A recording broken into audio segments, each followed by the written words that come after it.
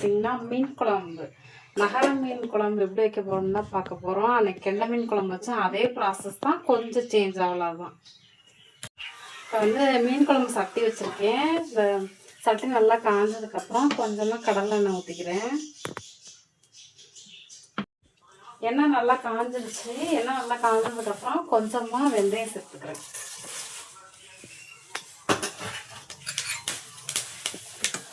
வெந்தயம் நல்லா வெடிச்சிருச்சு. இந்த ஸ்டேஜில் பார்த்திங்கன்னா சின்ன வெங்காயம் அரைஞ்சி வச்சுருக்கேன். சின்ன வெங்காயமும் பச்சை மிளகாயும் அதில் சேர்த்து நல்லா வதக்கிக்கணும்.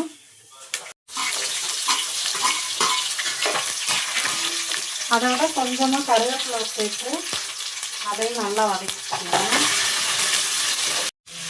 வெங்காயம் நல்லா வதங்கினதுக்கப்புறம் தக்காளியும் சேர்த்து தக்காளியும் நல்லா வதங்கணும். இது எந்த அளவுக்கு வதங்குதோ அந்த அளவுக்கு குழம்பு நல்லாயிருக்கும்.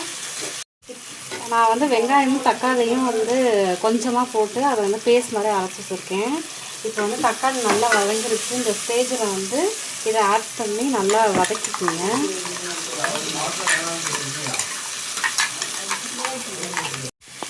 தக்காளி நல்லா வதங்கிருச்சு. இப்போ இந்த ஸ்டேஜில் பார்த்தீங்கன்னா மல்லித்தூள் வந்து ஒரு 3 ஸ்பூன் சேர்த்துக்கிறேன்.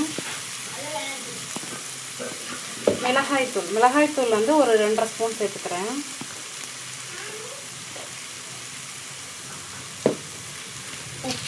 உப்பு வந்து உங்களுக்கு தேவையான அளவு உப்பு போட்டுக்கோங்க. நான் வந்து 2 ஸ்பூன் உப்பு சேர்த்துக்கிறேன். ஆல்ரெடி வந்து நான் தேங்காய் வந்து திருவி அரைச்சி வச்சுருக்கேன். இந்த பேஸ்ட்டையும் நம்ம அதில் சேர்த்துக்கிறோம். அப்புறம் வந்து புளியை வந்து ஊற வச்சு அதையும் புளி தண்ணி எடுத்து வச்சுருக்கேன். இப்போ வந்து இந்த ஸ்டேஜில் வந்து புளி தண்ணியை ஆட் பண்ணிக்கிறோம். அதில் இப்போ வந்து நல்லா இதை மிளகாத்தூளோடு சேர்த்து நல்லா மிக்ஸ் பண்ணிக்கோங்க. குழம்பு வந்து கெட்டியாக இருக்குது. வேணுன்னா கொஞ்சம் தண்ணி ஊற்றிக்கலாம். எனக்கு வந்து தண்ணி ஊற்றிக்கிறேன். நான் வந்து நல்லா தண்ணி ஊற்றிட்டு இந்த அளவுக்கு வந்ததுக்கப்புறம் மூடி போட்டு மூடி வச்சுருக்கேன். குழம்பு நல்லா கொதிக்கட்டும். குழம்பு நல்லா கொதிச்சிருச்சு. இந்த ஸ்டேஜில் வந்து சிம்மில் வச்சு மூடி போட்டு வச்சுருங்க. குழம்பு வந்து நல்லா எண்ணெய் வந்து பிரிஞ்சு வரணும். அந்தளவுக்கு நல்லா கொதிக்கட்டும். குழம்பு நல்லா கொதித்து எண்ணெய் நல்லா படர்ந்து வந்துருச்சு. இந்த ஸ்டேஜில் வந்து மாங்காய் வெட்டி வச்சுருக்கேன். மாங்காய் அதை வந்து எவ்வளோ சேர்த்துக்கிறேன். மாங்காய் போட்டு நல்லா ஒரு கொதி வந்ததுக்கப்புறம் மீனை போட்டுக்கலாம். மாங்காய் போட்டு நல்லா குழம்பு மூடி வச்சுருங்க.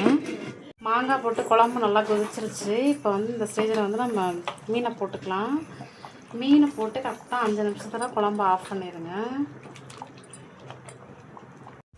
மீன் போட்டு இப்போ நல்லா கொதி வந்துருச்சு. இப்போ வந்து குழம்பு ஆஃப் பண்ணிக்கலாம். இந்த வீடியோ உங்களுக்கு பிடிச்சா லைக் பண்ணுங்கள், ஷேர் பண்ணுங்கள், சப்ஸ்கிரைப் பண்ணுங்கள். தேங்க்யூ.